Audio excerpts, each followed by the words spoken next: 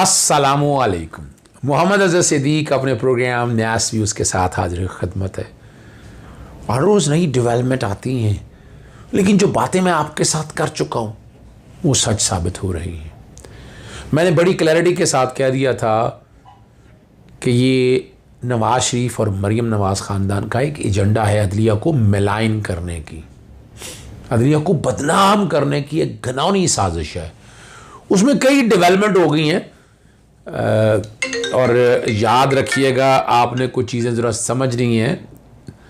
ये प्रोग्राम अभी रात आज चल रहा है और कुछ नोटिफिकेशन जो है ना मेरी रोज़ाना प्रोग्राम के आप लोगों तक पहुंच नहीं रहे, शिकायत आ रही हैं मुझे, देयर इज़ सम इशू।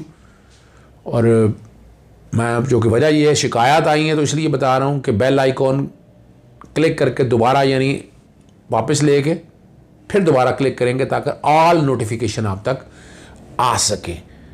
एक दफ़ा अनडू करना है फिर रीडू करना है आपने, एक दफ़ा वापस कर दें कि नहीं चाहिए आपको, फिर दोबारा कर दें आप तक ताकि आप तक वो आ सके। नोटिफिकेशन में ये प्रॉब्लम आ रही है, आई डोंट नो। मेरी जो है ना मेरी सोशल मीडिया टीम ये डेफिनेटली यूट्यूब सपोर्ट को लिखेगी कि क्या वजह है, ये होना नहीं चाहिए आप तक ताकि आप तक। और रात 7:15 बजे मैं कोशिश पूरी करता हूँ, थोड़ा बहुत लेट हो जाती है किसी वक्त वीडियो अगर मैं रिकॉर्ड करूँ, ठीक है ना जी। और सुबह वाली जो है वो सुबह 7:15 बजे पाकिस्तानी टाइम के बाद, पाकिस्तान स्टैंडर्ड टाइम के मुताबिक, पूरी दुनिया में उसके मुताबिक एडजस्ट होते रहेंगे, आप यहीं से अंदाज़ा लगा सकेंगे। राना शमीम के आज केस की समाअत चीफ जस्टिस अतर मिनल्लाह की कोर्ट में हुई और अटॉर्नी जनरल साहब ने जो है ना साबिक चीफ जस्टिस चीफ जज जो है गिलगित बल्तिस्तान तहरीरी जवाब जो अदालत को पढ़कर बताया। राना शमीम ने उसकी जवाब के अंदर, जवाब बैकग्राउंड पे वो चल रहा है कि मैं इसको मीडिया में शाया नहीं करना चाहता था। बयान अल्फी मीडिया में शाया हुआ, कैसे हुआ राना शमीम बता सकते हैं। और अदालत से इस्तदा की कि फ्री कैन पर फर्द जुर्म आयद किया जाए। हमारे पास इस अदालत में आलमी इंसाफ के फैसले पर अमल दरामद का केस मौजूद है। इंटरनेशनल कौन सा केस की बात हो रही है? ये यादव केस की बात हो रही है, गुलभूषण यादव के केस की बात हो रही है।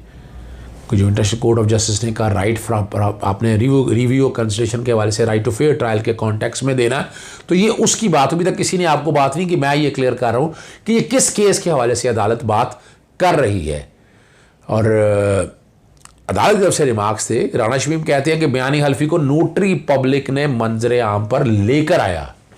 मैं आगे चलने से पहले यहाँ बता दूँ, आपको पता है मैंने नोटरी पब्लिक के बारे में शिकायत, दोस्त हैं वहाँ पर लंदन में, उनके ज़रिए कमाए हैं। वो पेपर मैं पूरा शेयर कर रहा हूँ जो मैंने सवाल उठाए थे अपना नोटरी पब्लिक के कॉन्टेक्स्ट में।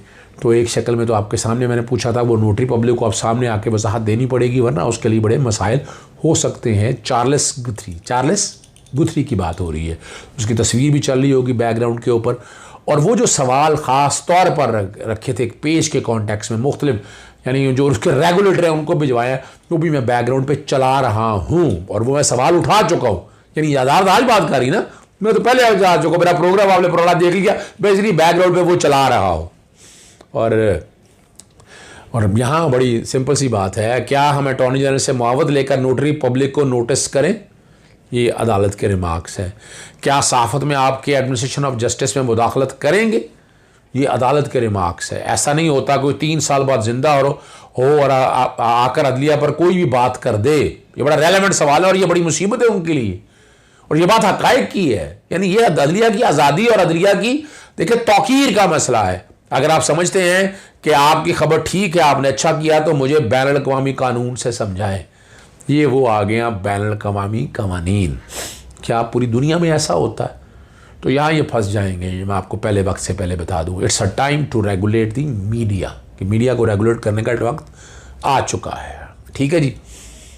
और आप किसी बैनुल अक़वामी सहाफ़ी का नाम देकर उसको अदालती मुआवन करार देकर राय तलब करेंगे तो यहाँ, लेकिन मुझे आप पर एतमाद है, आप ही अदालत को मुतमईन करेंगे अटॉर्नी जनरल के हवाले से। लोगों का बद एतमादी इस अदालत पर आए, ये बर्दाश्त नहीं करूँगा। अगर आप कहते हैं कि ऐसा तो होता आया है तो ये वाज़ा करें, ये इस्लामाबाद हाई कोर्ट है।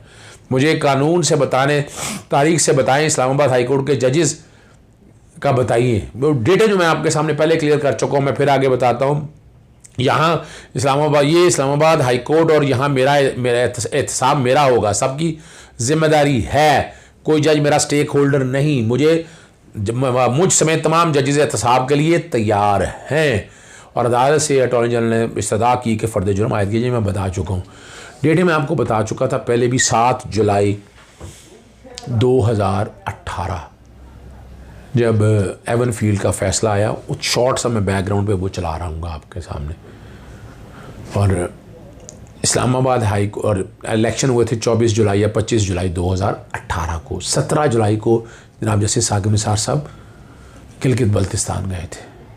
तो सस्पेंशन का मामला फ़ौरन तो लगता नहीं, आप और हर एक कौम को पता है, बड़ी रियलिटी के साथ पता है और बड़ा क्लैरिटी के साथ। और यहाँ जो बात आपके सामने वो रखनी है कि यहाँ ज़ेर इल्तवा अपीलों PLD 2009 सुप्रीम कोर्ट अरशद शरीफ का केस है आपके सामने कि जो ज़ेर इल्तवा केस है वहाँ उस पर बात नहीं हो सकती है।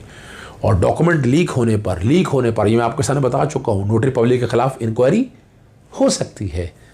और यहाँ शुरू में आपको पता है secretary general PJJ Nasir Zaidi भी मौजूद थे और न्यूज़ के रिपोर्टर इंसार अब्बासी थी और रीमा उमर, वो भी आप बड़े लोगों ने सवाल उठाए और वो सवाल बड़े रेलेवेंट है कि उनका ताल्लुक़ जो है वो जियो के साथ है, जियो पे आती हैं वो। और हाई कोर्ट में पेश हुए, राना शमीम साहब पेश नहीं हुए और पूछा गया कि राना शमीम ख़ुद कहाँ है। और अटॉर्नी जनरल अदालत को बताया कि राना शमीम को असल बयान हल्फी जमा कराने का कहा गया था और मौका दिया गया था, पता नहीं वो आज बयान हल्फी जमा कराते हैं या नहीं। यहाँ पर अटॉर्नी जनरल से सवाल किया कि ये एक दरख्वास्त आई है, वो आपने देखी है। अटॉर्नी जनरल ने बताया कि 9 दिसंबर को नवासिया ने असल बयान हल्फी भिजवाया है, कोरियर के ज़रिए से बयान हल्फी भिजवाया, डॉक्यूमेंट भिजवाने में 3 दिन लगने चाहिए, यानी असल जो एफिडेविट है जो उनके नवासिया उन्होंने भिजवा दिया। और नदीम हसन राणा को उसको तो पता ही नहीं था इस सारे मामले का कि भिजवाया भी है या नहीं भिजवाया है। और नासिर जैदी ने जो अदालत के सामने, अब ये सियासी गुफ्तगू शुरू हो रही है, आपको पता है PJJ के जो है ना जी, और उन्होंने बताया अंसार अब्बासी बिल्कुल बेहतरीन सहाफ़ी हैं, लेकिन यहाँ जिस तरह उन तक आया और जिस तरह ये अदालत में सवाल उठे हैं ना, ये बड़ा सोचना चाहिए। एडिटोरियल चेक की बात हो रही है यहाँ पर, हक़ायक़ और मबनी रिपोर्टिंग करते हैं, बयान हल्फी लाने वाला इसकी तस्दीक कर रहा है तो वो शाया होना चाहिए। यानी उसने कब कहा है शाया होने के हवाले से? यहाँ तो दोनों के तजाद आ चुके हैं ना, यहाँ तो बड़ी क्लैरिटी के साथ तजाद आ चुके हैं। एक ने कहा कि मैंने तो पब्लिक किया नहीं, दूसरा कैसे, जब पब्लिक किया नहीं उनके पास कैसे आ गया? जब उसने अपनी मर्जी से ही नहीं दिया तो आपने कैसे कर लिया? तो यहाँ तो ये बड़ा मुश्किल काम है, यहाँ फंस जाएंगे। हमदर्दियाँ हैं मेरी अंसार अब्बासी साहब के साथ। और डॉक्यूमेंट खुफिया हो तो फिर भी बयान हल्फी शाया होना चाहिए था। जो हेडलाइन शाही उस पर गौर करें, ज़ेर इल्तवा मुकदमा अपीलों पर इस तरह रिपोर्टिंग नहीं हो सकती। प्रिविलेज डॉक्यूमेंट लीक होने पर नोटरी पब्लिक के ख़िलाफ़ इंक्वायरी हो सकती है, ये मैं आपको पहले बता चुका हूँ। और बुनियादी हकूक़ की खिलाफ वर्जी के केस नहीं कर सकते और ऐसा तासुर नहीं देना चाहिए जो बयान हल्फी की खबर में दिया गया है। कोर्ट के सामने आलमी अदालत के फैसले पर अमल दरामद का मामला चल रहा है, ये मैं आपको बता चुका हूँ। और यहाँ सेक्रेटरी जनरल जो PFUJ हैं जी, नासिर जैदी ने कहा कि तारीख बहुत तलख है इस पर। जी ने कहा कि यहाँ पर कोई सियासी तकरीर नहीं सुनूंगा, आप इंटरनेशनल असूल बताएँ और बैनुल अक़वामी क़वानीन का हवाला देकर बताएं कि ख़बर ठीक शाया की गई। इदारे में एडिटर और चीफ एडिटर इसलिए होता है कि उस चीज़ों को देखना होता है। आज के दौर में सच झूठ बन रहा है और झूठ सच बन रहा है। ये मुझे ना बताइएगा कि क्या क्या क्या होता रहा है, झूठ सच और सच झूठ। और बड़ा वाज़े तौर पर कहा कि आपसे पहले बहुत सारे मिसिंग पर्सन के केस थे, अगर कोर्ट के बारे में बदअतमादी फैला दी तो क्या होगा? मैं और मेरी कोर्ट के जज एहतसाब के लिए तैयार हैं। और यहाँ और चीफ जस्टिस ने बड़ा वाज़े तौर पर समाअत के दौरान ये भी कहा कि हमारा नस्ल है कि साइल स्टेक होल्डर होता है और आप अहम नहीं, यहाँ के अवाम और साइलिन ज़्यादा अहम है। और ये भी रिमार्क्स दिए कि किसी ज़ात का मामला नहीं है, इस कोर्ट की साख और अवाम के एतमाद का सवाल है। और यहाँ तो सियासी बयानी के लिए चीज़ें तबाह हो जाती हैं। मुझे फैमिली मेम्बर्स, दोस्त बताते हैं कि मेरे ख़िलाफ़ कितना प्रोपेगेंडा होता है, मगर मैंने इससे मुताल्लिक़ कभी किसी को तौहीन अदालत का नोटिस नहीं किया है। और चीफ जस्टिस ने बताया कि कैमरे में मेरा मजमून सिविल लायबिलिटी था, कोई तनकीद करे तो उसे वेलकम करते हैं, इस केस के हक़ाइक़ अलग और यहाँ सवाल मुख्तलिफ है। और निज़ार अब्बासी में सवाल उन्होंने किया कि आपने आपको पहले से जानता हूँ आपकी साख। निज़ार अब्बासी ने कहा जो जवाब में कहा कि इस कोर्ट के लिए काफ़ी एहतराम है। यहाँ जो अदालत के सामने अब सारी चीज़ें आ चुकी हुई हैं और आप समझ सकते हैं कि अदालत थोड़ा वक्फा भी लिया था कोर्ट के दौरान और जो बातें अब सारी अदालत ने कही हैं, जो कि उन्होंने कहा कि असल बयान अफ़ी वहाँ से भिजवा दी है जो दरख्वास्त उन्होंने दी है। अदालत ने 20 दिसंबर तक के लिए समाअत मुलतवी कर दी है। 5-6 चीज़ें जहन में रखिए ख़त्म करने से पहले। तज़ाद सामने आ गया निज़ार अब्बासी का भी और राना शमीम का। राना शमीम ने जो कुछ कहा है वो एक बयान हल्फी की हैसियत है, उसकी पाकिस्तानी कानून के मुताबिक कोई हैसियत नहीं, और ना उन्होंने कहा ये इस पर्पज़ के लिए दिया है और ना किसी कोर्ट ने मंगवाया है। ये बात जहन में रख लें आप। और अभी शायान अली मेरे साथ सुबह के प्रोग्राम में अवेलेबल होंगे और उसमें वो बताएंगे उन्होंने भी एक बयान हल्फिया टेस्ट कराया है। वो क्या बयान हल्फिया टेस्ट कराया है मैं वो उनके साथ गुफ्तगू हो गई। बड़ी मज़ेदार गुफ्तगू है, चंद पैसों के लिए, पैसों की खातिर नोटरी पब्लिक का काम है, जो मर्ज़ी लिख कर दे दे, जहाँ मर्ज़ी लिख कर दे दे, ठप्पा लगाना है, उसे कोई ताल्लुक़ नहीं है और उसकी हैसियत कोई नहीं है। याद रखिएगा उसकी हैसियत कोई नहीं है। अब तक मैंने सारी चीज़ें रख दी हैं। इजाज़त चाहूँगा। अस्सलाम वालेकुम। अल्लाह हाफ़िज़। पाकिस्तान जिंदाबाद।